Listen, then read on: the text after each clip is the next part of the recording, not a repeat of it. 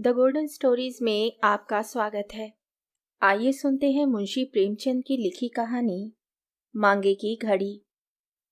मेरी समझ में आज तक यह बात ना आई कि लोग ससुराल में जाते हैं तो इतना ठाट बाट क्यों बनाते हैं। आखिर इसका क्या उद्देश्य होता है। हम अगर लखपति तो क्या, और रोटियों को मोहताज हैं तो क्या। विवाह तो हो ही चुका, अब इस ठाट का हमारे ऊपर क्या असर पड़ सकता है। विवाह के पहले तो उससे कुछ काम निकल सकता है। हमारी संपन्नता बातचीत पक्की करने में बहुत कुछ सहायक हो सकती है। लेकिन जब विवाह हो गया, देवी जी हमारे घर का सारा रहस्य जान गई और निसंदेह अपने माता पिता से रो रो कर अपने दुर्भाग्य की कथा भी कह सुनाई, तो हमारा ये ठाठ हानि के सिवा लाभ नहीं पहुंचा सकता। फटे हालों को देखकर संभव है हमारी सासू जी को कुछ दया आ जाती और विदाई के बहाने कोई माकूल रकम हमारे हाथ लग जाती। यह ठाठ देखकर तो वे अवश्य ही समझेंगी कि अब इसका सितारा चमक उठा है, जरूर कहीं ना कहीं से माल मार लाया है। उधर नाई और कहार इनाम के लिए बड़े बड़े मुंह फैलाएंगे, वह अलग। देवी जी को भी भ्रम हो सकता है। मगर यह सब जानते और समझते हुए मैंने पर साल होली में ससुराल जाने के लिए बड़ी बड़ी तैयारियां की। रेशमी अचकन जिंदगी में कभी ना पहनी थी। फ्लैक्स के बूटों का भी स्वप्न देखा करता था। अगर नगद रुपए देने का प्रश्न होता तो शायद वे स्वप्न ही रहता, पर एक दोस्त की कृपा से दोनों चीजें उधार मिल गई। चमड़े का सूटकेस एक मित्र से मांग लाया। दरी फट गई थी और नई दरी उधार मिल भी सकती थी, लेकिन बिछावन ले जाने की मैंने जरूरत न समझी। अब केवल रिस्ट वॉच की और कमी थी। यूं तो दोस्तों में कितने ही के पास रिस्ट वॉच थी। मेरे सिवा ऐसे अभागे बहुत कम होंगे जिनके पास रिस्ट वॉच ना हो। लेकिन मैं सोने की घड़ी चाहता था और वह केवल दानू के पास थी। मगर दानू से मेरी बेतकल्लुफी ना थी। दानू रूखा आदमी था। मंगनी की चीजों का लेना और देना दोनों ही पाप समझता था। ईश्वर ने माना है वे इस सिद्धांत का पालन कर सकता है। मैं कैसे कर सकता हूँ। जानता था कि वे साफ इनकार करेगा, पर दिल ना माना।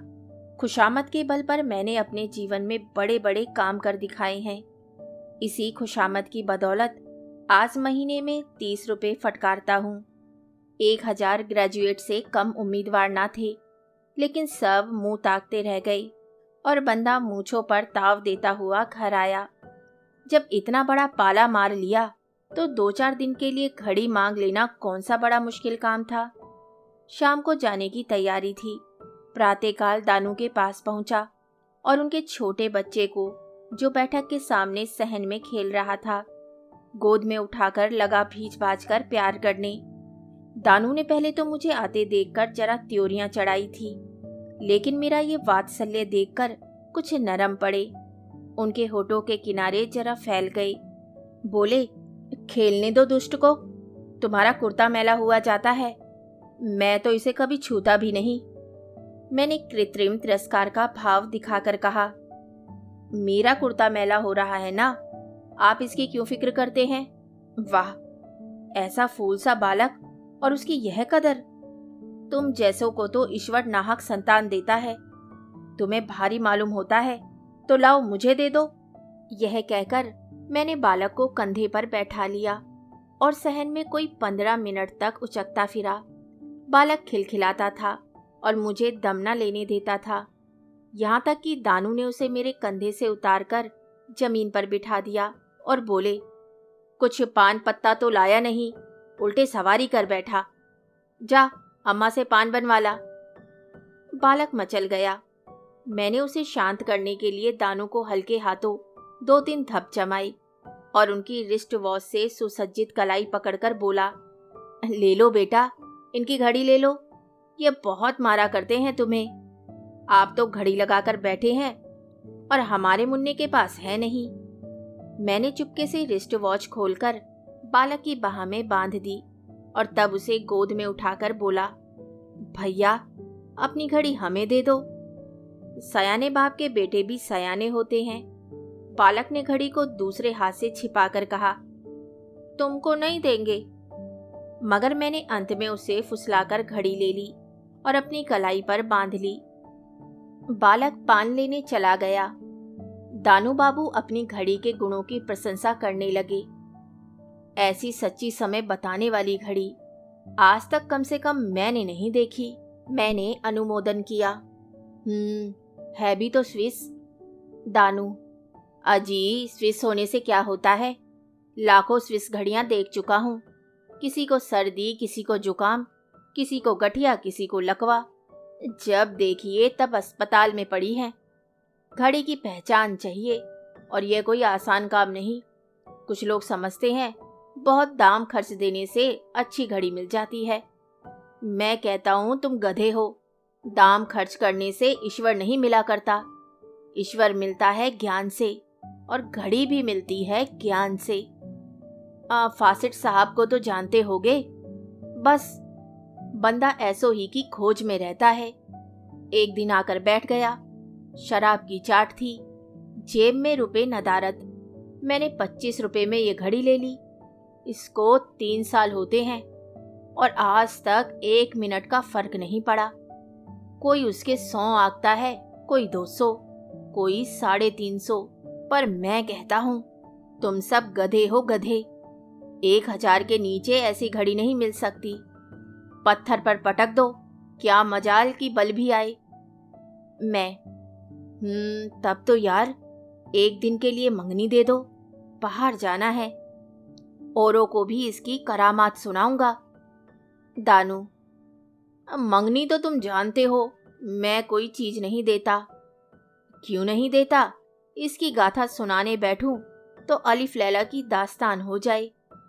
उसका सारांश यह है कि मंगनी में चीज देना, मित्रता की जड़ खोदना, मुरव्वत का गला घोटना और अपने घर आग लगाना है।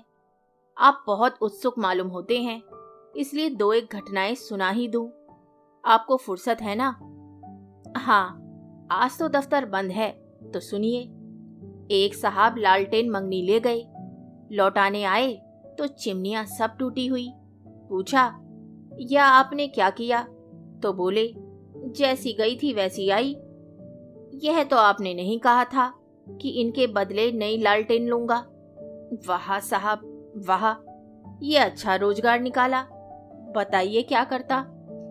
एक दूसरे महाशय कालीन ले गए, बदले में एक फटी हुई दरी ले आए। पूछा तो बोले, साहब आपको तो ये दरी मिल भी गई, मैं किसके सामने जाकर रोऊं? मेरी 5 कालीनों का पता नहीं। कोई साहब सब समेट ले गए। बताइए उनसे क्या कहता। तब से मैंने कान पकड़े कि अब किसी के साथ ये व्यवहार ही ना करूंगा। सारा शहर मुझे बेमुरव्वत, मक्खी चूस और जाने क्या क्या कहता है, पर मैं परवाह नहीं करता। लेकिन आप बाहर जा रहे हैं और बहुत से आदमियों से आपकी मुलाकात होगी। संभव है कोई इस घड़ी का ग्राहक निकल आए, इसलिए आपके साथ इतनी सख्ती ना करूंगा। हाँ, इतना अवश्य कहूंगा कि मैं इसे निकालना चाहता हूँ और आपसे मुझे सहायता मिलने की पूरी उम्मीद है। अब कोई दाम लगाए तो मुझसे आकर कहिएगा। मैं यहाँ से कलाई पर घड़ी बांधकर चला तो जमीन पर पाँव ना पड़ते थे। घड़ी मिलने की इतनी खुशी ना थी जितनी एक मुड़ पर विजय पाने की। कैसा फांसा है बच्चा को। वे समझते थे कि मैं ही बड़ा सयाना हूँ। यह नहीं जानते थे कि यहाँ उनके भी गुरु घंटाल हैं। उसी दिन शाम को मैं ससुराल जा पहुंचा। अब वह गुत्थी खुली कि लोग क्यों ससुराल जाते वक्त इतना ठाठ करते हैं। घर में हलचल पड़ गई। मुझ पर किसी की निगाह ना थी। सभी मेरा साथ सामान देख रहे थे। कहार पानी लेकर दौड़ा। एक साला मिठाई की तस्तरी लाया, दूसरा पान की। नाइन झाँक कर देख गई और ससुर जी की आंखों में तो ऐसा गर्व झलक रहा था मानो संसार को उनके निर्वाचन कौशल पर सिर झुकाना चाहिए। 30 रुपए महीने का नौकर उस वक्त ऐसी शान से बैठा हुआ था जैसे बड़े बाबू दफ्तर में बैठते हैं। कहार पंखा चल रहा था। नाइन पांव धो रही थी। एक साला बिछावन बिछा रहा था, दूसरा धोती लिए खड़ा था। कि मैं पजामा उतारूं। यह सब इसी ठाट के करामात थी। रात को देवी जी ने पूछा, सुनो, सब रुपए उड़ाए कि कुछ बचा भी है? मेरा सारा प्रेमोत्साह स्थिर पड़ गया। न शेम, न कुशल, न प्रेम की कोई बातचीत। बस हाय रुपए, हाय रुपए। जी में आया कि इसी वक्त उठकर चल दूं, लेकिन जब्त कर गया। बोला, मेरी आमदनी जो कुछ है वह तो तुम्हें मालूम ही है। मैं क्या जानूं तुम्हारी क्या आमदनी है? कमाते होंगे अपने लिए, मेरे लिए क्या करते हो? तुम्हें तो भगवान ने औरत बनाया होता तो अच्छा होता। रात दिन कंघी चोटी किया करते। तुम नाहक मर्द बने।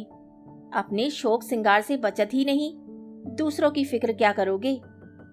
मैंने झुंझलाकर कहा, क्या तुम्हारी यही इच्छा है कि इसी वक्त चला जाऊं?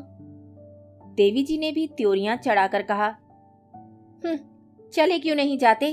मैं तो तुम्हें बुलाने ना गई थी। या मेरे लिए कोई रोकड़ लाए हो?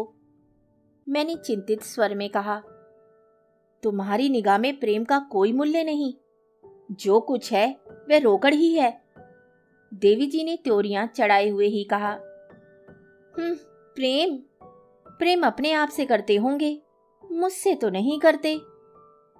तुम्हें पहले तो ये शिकायत कभी ना थी। इससे यह तो तुमको मालूम ही हो गया है कि मैं रोकड़ की परवाह नहीं करती। लेकिन देखती हूं कि जो जो तुम्हारी दशा सुधर रही है, तुम्हारा हृदय भी बदल रहा है। इससे तो यही अच्छा था कि तुम्हारी वही दशा बनी रहती। तुम्हारे साथ उपवास कर सकती हूँ, फटे चीथड़े पहनकर दिन काट सकती हूँ, लेकिन यह नहीं हो सकता कि तुम चैन करो और मैं मैके में पड़ी भाग्य को रोया करूं। मेरा प्रेम उतना सहनशील नहीं है। सालों और नौकरों ने मेरा जो आदर सम्मान किया था, उसे देखकर मैं अपने ठाठ पर फूला न समाया था। अब यहाँ मेरी जो अवहेलना हो रही थी, उसे देखकर मैं पछता रहा था कि व्यर्थ ही ये स्वांग भरा। अगर साधारण कपड़े पहने रोनी सूरत बनाए आता तो बाहर वाले चाहे अनादर ही करते, लेकिन देवी जी तो प्रसन्न रहती। पर अब तो भूल हो ही गई थी। देवी जी की बातों पर मैंने गौर किया तो मुझे उनसे सहानुभूति हो गई।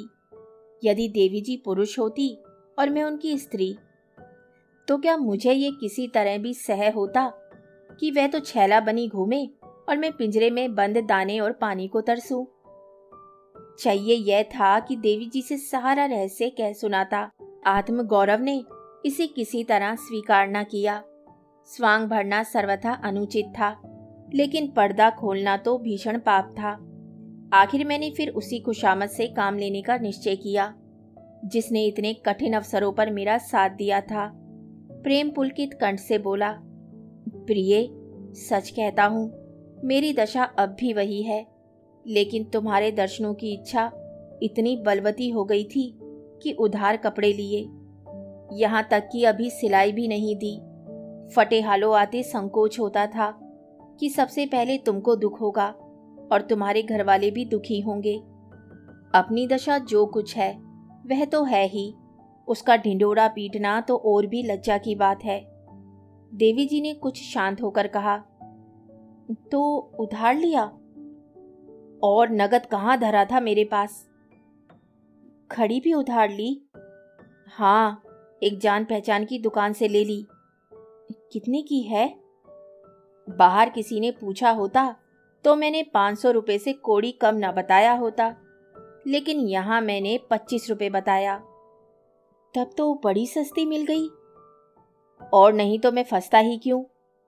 इसे मुझे देते जाना। ऐसा जान पड़ा मेरे शरीर में रक्त ही न रहा, सारे अवयव निस्पंद हो गए। इनकार करता हूं तो नहीं बसता, स्वीकार करता हूं तो भी नहीं बसता। आज प्रातःकाल ये घड़ी मंगनी पाकर मैं फूला न समाया था। इस समय वे ऐसी मालूम हुई मानो कोड़ियाला गेंडली मारे बैठा हो। बोला, तुम्हारे लिए कोई अच्छी घड़ी ले लूंगा। जी नहीं, माफ कीजिए, आप ही अपने लिए दूसरी घड़ी ले लीजिएगा। मुझे तो ये अच्छी लगती है, कलाई पर बांधे रहूंगी। जब जब इस पर आंखें पड़ेंगी तुम्हारी याद आएगी। देखो, तुमने आज तक मुझे फूटी कोड़ी भी कभी नहीं दी, अब इनकार ना करना। इनकार करोगे तो फिर कोई चीज ना मांगूंगी। देवी जी के कोई चीज ना मांगने से मुझे किसी विशेष हानि का भय ना होना चाहिए था, बल्कि उनके इस विराग का स्वागत करना चाहिए था। पर ना जाने क्यों मैं डर गया। कोई ऐसी युक्ति सोचने लगा कि वह राजी हो जाए और घड़ी भी ना देनी पड़े। बोला, घड़ी क्या चीज है, तुम्हारे लिए जान हाजिर है प्रिय, लाओ तुम्हारी कलाई पर बांध दूं। लेकिन बात यह है कि वक्त का ठीक ठीक अंदाज ना होने से कभी कभी दफ्तर पहुंचने में देर हो जाती है और व्यर्थ की फटकार सुननी पड़ती है। घड़ी तुम्हारी है, किंतु जब तक दूसरी घड़ी ना ले लूं, इसे मेरे पास रहने दो। मैं बहुत जल्द कोई सस्ते दामों की घड़ी अपने लिए ले लूंगा और तुम्हारी घड़ी तुम्हारे पास भेज दूंगा। इसमें तो तुम्हें कोई आपत्ति ना होगी। देवी जी ने अपनी कलाई पर घड़ी बांधते हुए कहा, राम जाने तुम बड़े चकमेबाज हो, बातें बनाकर काम निकालना चाहते हो। यहाँ ऐसी कच्ची गोलियां नहीं खेली हैं। यहाँ से जाकर 2-4 दिन में दूसरी घड़ी ले लेना। 2-4 दिन जरा सवेरे दफ्तर चले जाना। अब मुझे और कुछ कहने का साहस नहीं हुआ। कलाई से घड़ी के जाते ही हृदय पर चिंता का पहाड़ सा बैठ गया। ससुराल में 2 दिन रहा, पर उदास और चिंतित। दानू बाबू को क्या जवाब दूंगा, यह प्रश्न किसी गुप्त वेदना की भांति चित्त को मसोसता रहा। घर पहुंचकर जब मैंने सजल नेत्र होकर दानू बाबू से कहा, घड़ी तो कहीं खो गई, तो खेद या सहानुभूति का एक शब्द भी मुंह से निकालने के बदले उन्होंने बड़ी निर्दयता से कहा, इसीलिए मैं तुम्हें घड़ी ना देता था। आखिर वही हुआ जिसकी मुझे शंका थी। मेरे पास वे घड़ी 3 साल रही, एक दिन भी इधर उधर ना हुई। तुमने 3 दिन में वारा न्यारा कर दिया। आखिर कहाँ गए थे? मैं तो डर रहा था कि दानू बाबू ना जाने कितनी घुड़कियां सुनाएंगे। उनकी ये क्षमाशीलता देखकर मेरी जान में जान आई। बोला, जरा ससुराल चला गया था। तो भाभी को लिवा लाए? जी, भाभी को लिवा लाता, मगर अपनी ही गुजर नहीं होती तो भाभी को कहाँ से लिवा लाता। आखिर तुम इतना कमाते हो, वह क्या करते हो? कमाता क्या हूं, अपना सिर। 30 रुपए महीने का नौकर हूं। तो 30 खर्च कर डालते हो। भाई, क्या 30 रुपए मेरे लिए बहुत हैं? जब तुम्हारी कुल आमदनी 30 रुपए है तो यह सब अपने ऊपर खर्च करने का तुम्हें अधिकार नहीं है। बीवी कब तक मैके में पड़ी रहेगी? जब तक और तरक्की नहीं होती तब तक मजबूरी है। किस बिरते पर बुलाऊं? और तरक्की 2-4 साल ना हो तो? यह तो ईश्वर ही ने कहा है, इधर तो ऐसी आशा नहीं है। शाबाश, तब तो तुम्हारी पीठ ठोकनी चाहिए। और कुछ काम क्यों नहीं करते? सुबह को क्या करते हो? सारा वक्त नहाने धोने खाने पीने में निकल जाता है, और फिर दोस्तों से मिलना जुलना भी तो है। तो भाई, तुम्हारा रोग असाध्य है। ऐसे आदमी के साथ मुझे लेश मात्र भी सहानुभूति नहीं हो सकती। आपको मालूम है, मेरी घड़ी 500 रुपए की थी। सारे रुपए आपको देने होंगे। आप अपने वेतन में से 15 रुपए महीना मेरे हवाले रखते जाइए। इस प्रकार 2.5 साल में मेरे रुपए पट जाएं तो खूब जी खोलकर दोस्तों से मिलिएगा। समझ गई ना? मैंने 50 रुपए छोड़ दिए हैं, इससे अधिक रियायत नहीं कर सकता। पर 15 रुपए में मेरा गुजर कैसे होगा? भाई, गुजर तो लोग 5 रुपए में भी करते हैं और 500 रुपए में भी। इसकी ना चलाओ, अपनी सामर्थ्य देख लो। दानू बाबू ने जिस निष्ठुरता से ये बातें की, उससे मुझे विश्वास हो गया कि अब इनके सामने रोना धोना व्यर्थ है। ये अपनी पूरी रकम लिए बिना ना मानेंगे। घड़ी अधिक से अधिक 200 रुपए की थी, लेकिन इससे क्या होता है? उन्होंने तो पहले ही उसका दाम बता दिया था। अब उस विषय पर विचार करने का मुझे साहस कैसे हो सकता था? किस्मत ठोक कर घर आया। ये विवाह करने का मजा है। उस वक्त कैसे प्रसन्न थे, मानो चारों पदार्थ मिले जा रहे हैं। अब नानी के नाम को रो। घड़ी का शौक चराया था, उसका फल भोगो। ना घड़ी बांध कर जाते तो ऐसी कौन सी किरकिरी हुई जाती थी। मगर तब तुम किसकी सुनते थे? देखें, 15 रुपए में कैसे गुजर करते हो? 30 रुपए में तो तुम्हारा पूरा ही ना पड़ता था, अब 15 रुपए में तुम क्या भुना लोगे? इन्हीं चिंताओं में पड़ा पड़ा मैं सो गया। भोजन करने की भी सुधि ना रही। जरा सुन लीजिए कि 30 रुपए में कैसे गुजर करता था। 20 रुपए तो होटल को देता था, 5 रुपए नाश्ते का खर्च था और बाकी 5 रुपए में पान, सिगरेट, कपड़े, जूते, सब कुछ। मैं कौन राजसी ठाठ से रहता था? ऐसी कौन सी फिजूल खर्ची करता था कि अब खर्च में कमी करता? मगर दानू बाबू का कर्ज तो चुकाना ही था। रोकर चुकाता या हंसकर।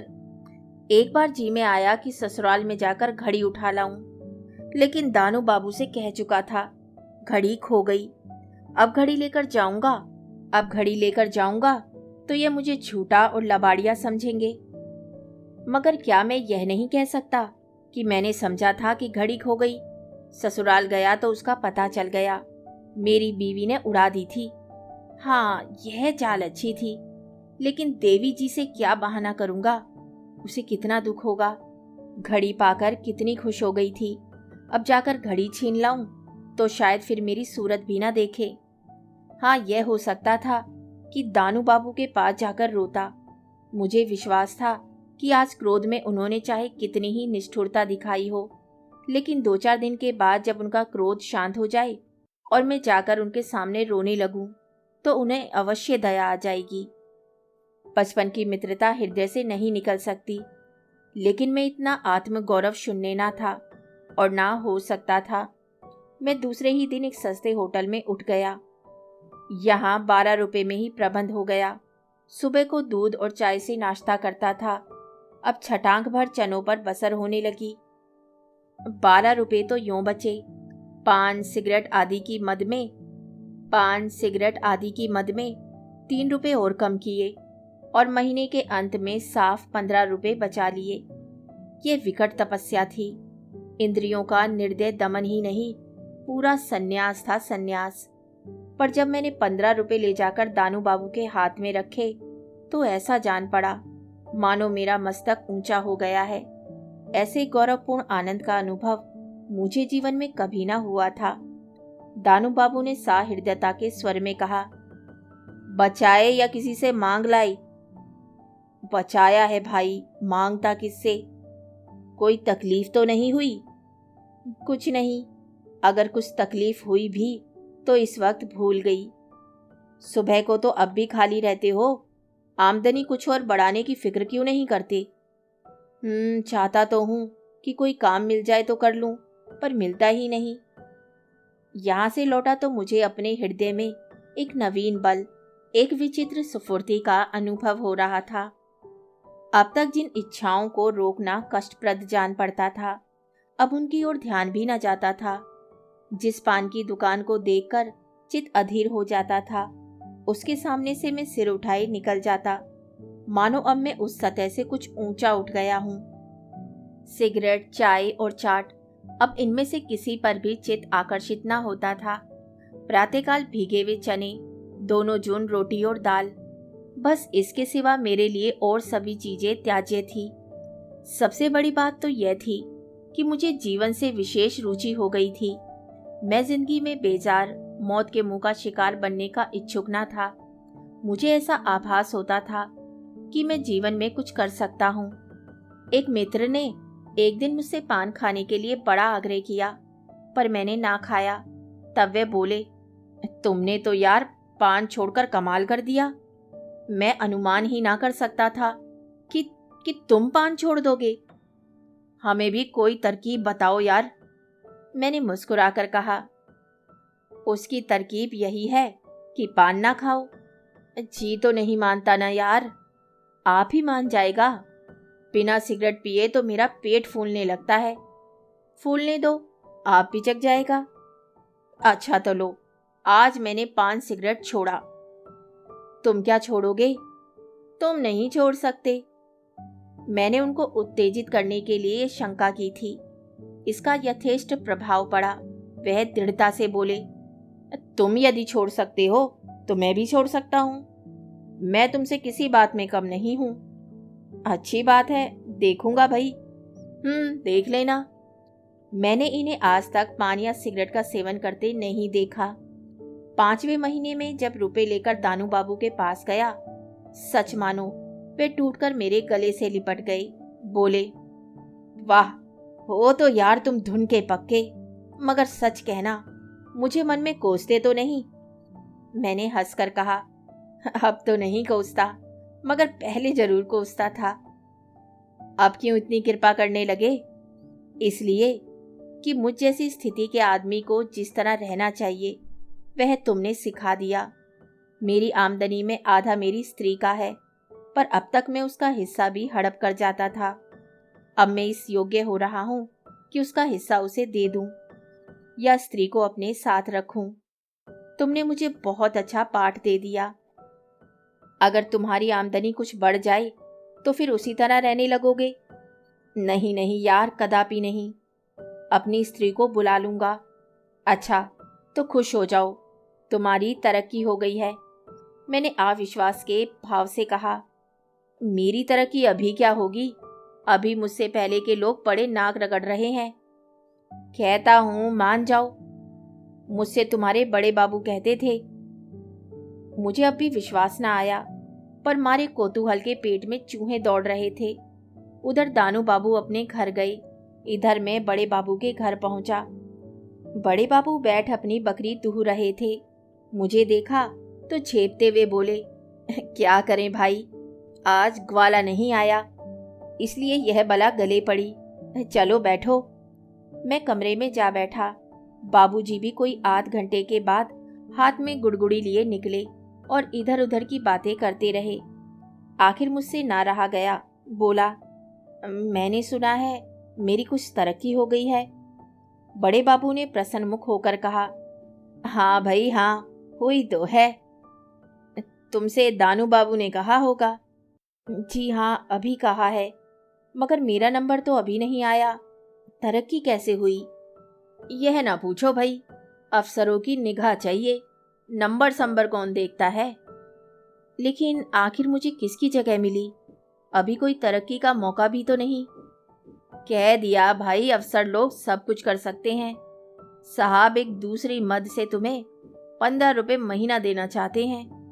दानू बाबू ने साहब से कहा सुना होगा। किसी दूसरे का हक मारकर तो मुझे ये रुपए नहीं दिए जा रहे ना? नहीं नहीं, यह बात नहीं, मैं खुद इसे मंजूर ना करता। महीना गुजरा, मुझे 45 रुपए मिले, मगर रजिस्टर में मेरे नाम के सामने वही 30 रुपए लिखे थे। बड़े बाबू ने अकेले बुलाकर मुझे रुपए दिए और ताकीद कर दी कि किसी से कहना मत, नहीं तो दफ्तर में बवेला मच जाएगा। साहब का हुक्म है कि ये बात गुप्त रखी जाए। मुझे संतोष हो गया कि किसी सहकारी का गला घोटकर मुझे रुपए नहीं दिए गए।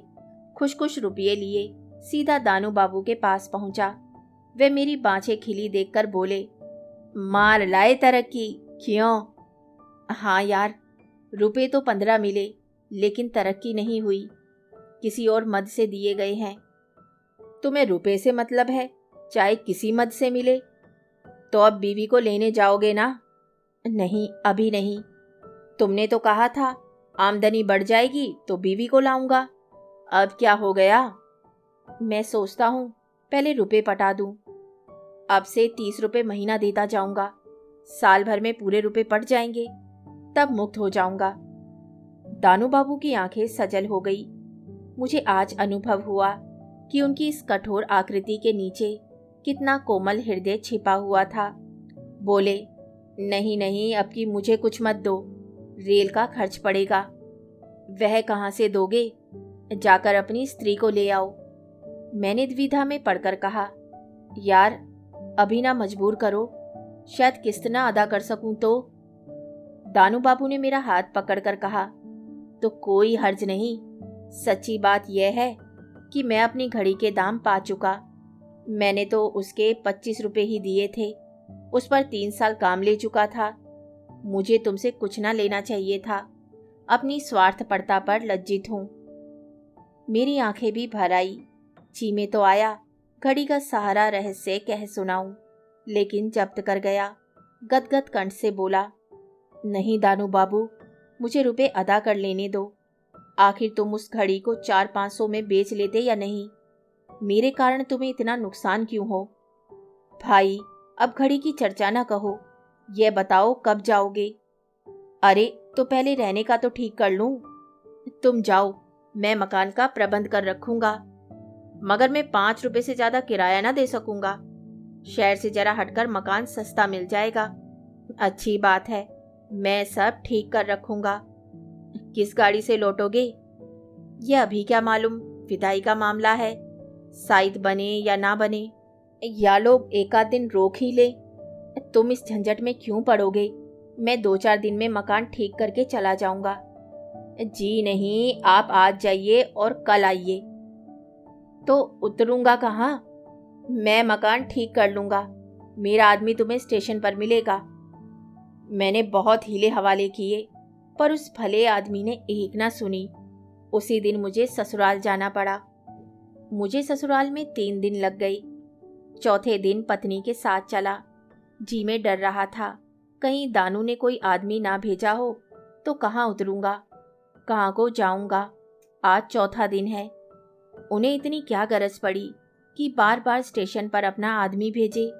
गाड़ी में सवार होते समय इरादा हुआ कि दानू को तार से अपने आने की सूचना दे दूं, लेकिन 12 आने का खर्च था, इससे हिचक गया। मगर जब गाड़ी बनारस पहुंची तो देखता हूं कि दानू बाबू स्वयं कोट हैट लगाए 2 कुलियों के साथ खड़े हैं। मुझे देखते ही दौड़े और बोले, ससुराल की रोटियां बड़ी प्यारी लग रही थी क्या? 3 दिन से रोज दौड़ रहा हूं, जुर्माना देना पड़ेगा। देवी जी सिर से पांव तक चादर ओढ़े गाड़ी से उतरकर प्लेटफॉर्म पर खड़ी हो गई थी। मैं चाहता था जल्दी से गाड़ी में बैठकर यहाँ से चल दूं। घड़ी उनकी कलाई पर बंधी हुई थी। मुझे डर लग रहा था कि कहीं उन्होंने हाथ बाहर निकाला और दानू की निगाह घड़ी पर गई तो बड़ी झेप होगी। मगर तकदीर का लिखा कौन टाल सकता है। मैं देवी जी से दानू बाबू की सज्जनता का खूब बखान कर चुका था। अब जो दानू उसके समीप आकर संदूक उठाने लगे तो देवी जी ने दोनों हाथों से उन्हें नमस्कार किया। दानू ने उनकी कलाई पर घड़ी देख ली। उस वक्त तो क्या बोलते, लेकिन जो ही देवी जी को एक तांगे पर बिठाकर हम दोनों दूसरे तांगे पर बैठकर चले, दानू ने मुस्कुराकर कहा, क्या घड़ी देवी जी ने छिपा दी थी? मैंने शर्माते हुए कहा, नहीं यार, मैं ही दे आया था। दे क्या आया था? उन्होंने मुझसे छीन ली थी। दानू ने मेरा तिरस्कार करके कहा, तो मुझसे झूठ क्यों बोले? फिर क्या करता? अगर तुमने साफ कह दिया होता तो शायद मैं इतना कमीना नहीं हूं कि तुमसे उसका तवाना वसूल करता। लेकिन खैर, ईश्वर का कोई काम मसलत से खाली नहीं होता। तुम्हें कुछ दिनों ऐसी तपस्या की जरूरत थी। मकान कहाँ ठीक किया है? वहीं तो चल रहा हूं। क्या तुम्हारे घर के पास ही है? तब तो बड़ा मजा रहेगा। हाँ, मेरे घर से मिला हुआ है, मगर बहुत सस्ता। दानू बाबू के द्वार पर दोनों तांगे रुके। आदमियों ने दौड़कर असबाब उतारना शुरू किया। एक क्षण में दानू बाबू की देवी जी घर में से निकलकर तांगे के पास आई और पत्नी जी को साथ ले गई।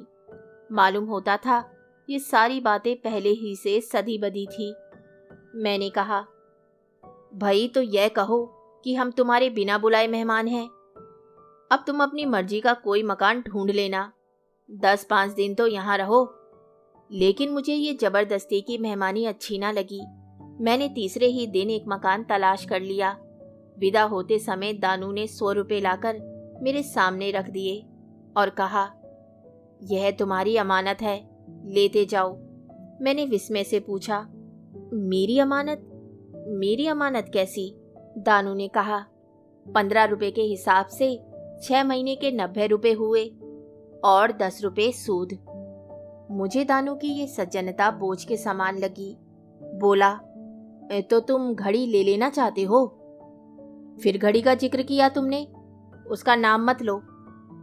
तुम मुझे चारों ओर से दबाना चाहते हो? हाँ हाँ, दबाना चाहता हूँ। फिर तुम्हें आदमी बना देना चाहता हूँ। नहीं तो उम्र भर तुम यहाँ होटल की रोटियां तोड़ते और तुम्हारी देवी जी वहां बैठी तुम्हारे नाम को रोती। कैसी शिक्षा दी है? इसका एहसान तो ना मानोगे। अच्छा, तो यूं कहो तो आप मेरे गुरु बने हुए थे। जी हाँ, ऐसे गुरु की तुम्हें जरूरत थी। मुझे विवश होकर घड़ी का जिक्र करना पड़ा। डरते डरते बोला, तो भाई घड़ी? फिर तुमने घड़ी का नाम लिया। तुम खुद मुझे मजबूर कर रहे हो। वह मेरी ओर से भावच को उपहार है और ये 100 रुपए मुझे उपहार मिले हैं। जी हाँ, यह इम्तिहान में पास होने का इनाम है। तब तो डबल उपहार लिया है। तुम्हारी तकदीर अच्छी है, क्या करूं। मैं रुपए यूं ना लेता था, पर दानू ने मेरी जेब में डाल दिए। लेने पड़े। इन्हें मैंने सर्विंग बैंक में जमा कर दिया। 10 रुपए महीने पर मकान लिया था। 30 रुपए महीने खर्च करता था। 5 रुपए बचने लगे। अब मुझे मालूम हुआ कि दानू ने मुझे 6 महीना तक ये तपस्या ना कराई होती तो सचमुच मैं ना जाने कितने दिनों तक देवी जी को मैके में पड़ा रहने देता। उसी तपस्या की बरकत थी कि आराम से जिंदगी कट रही थी। ऊपर से कुछ ना कुछ बचता जाता था। मगर घड़ी का किस्सा मैंने आज तक देवी जी से नहीं कहा। 5वें महीने में मेरी तरक्की का नंबर आया। तरक्की का परवाना मिला। मैं सोच रहा था कि देखूं अब की दूसरी मद वाले 15 रुपए मिलते हैं या नहीं। पहली तारीख को वेतन मिला, वही 45 रुपए। मैं एक क्षण खड़ा रहा कि शायद बड़े बाबू दूसरी मद वाले रुपए भी दें। जब और लोग अपने अपने वेतन लेकर चले गए तो बड़े बाबू बोले, क्या अभी भी लालच घेरे हुए है? अब और कुछ ना मिलेगा? मैंने लज्जित होकर कहा, जी नहीं, इस ख्याल से नहीं खड़ा हूं। साहब ने इतने दिनों तक परवरिश की, ये क्या थोड़ा है? मगर कम से कम इतना तो बता दीजिए कि किस मत से ये रुपया दिया जाता था। बड़े बाबू, पूछ कर क्या करोगे? कुछ नहीं, यूं ही जानने को जी चाहता है। जाकर दानू बाबू से पूछो। दफ्तर का हाल दानू बाबू क्या जान सकते हैं? नहीं, ये हाल वही जानते हैं। मैंने बाहर आकर एक तांगा किया और दानू के पास पहुंचा। आज पूरे 10 महीने के बाद मैंने तांगा किराए पर किया। इस रहस्य को जानने के लिए मेरा दम घुट रहा था। दिल में तय कर लिया था कि अगर बच्चा ने ये षड्यंत्र रचा होगा तो बुरी तरह खबर लूंगा। आप बगीचे में टहल रहे थे। मुझे देखा तो घबराकर बोले, कुशल तो है, कहाँ से भागे आते हो? मैंने क्रोध दिखाकर कहा, मेरे यहाँ तो कुशल है, लेकिन तुम्हारी कुशल नहीं। क्यों भाई, क्या अपराध हुआ है? आप बतलाइए कि 5 महीने तक मुझे जो 45 रुपए वेतन के रूप से मिलते थे वह कहाँ से आते थे? तुमने बड़े बाबू से नहीं पूछा? तुम्हारे दफ्तर का हाल मैं क्या जानूं? मैं आजकल दानू से बेतकल्लुफ हो गया था। बोला, देखो दानू, मुझसे उड़ोगे तो अच्छा ना होगा। क्यों नाहक मेरे हाथों पिटोगे? अब पीटना चाहो तो पीट लो भाई, सैकड़ों ही बार पीटा है, एक बार और सही। बार पर से जो ढकेल दिया था उसका निशान बना हुआ है, यह देखो। तुम टाल रहे हो और मेरा दम घुट रहा है। सच बताओ, क्या बात थी? अब बात कुछ नहीं थी भाई, मैं जानता था कि कितनी ही किफायत करोगे, परंतु 30 रुपए में तुम्हारा गुजरना होगा, और ना सही दोनों वक्त रोटियां तो हो। बस इतनी बात है। अब इसके लिए जो चाहो दंड दो। कहानी सुनने के लिए धन्यवाद। तो इसी के साथ मैं आपसे विदा लेती हूँ और कल फिर मिलती हूँ एक नई कहानी के साथ।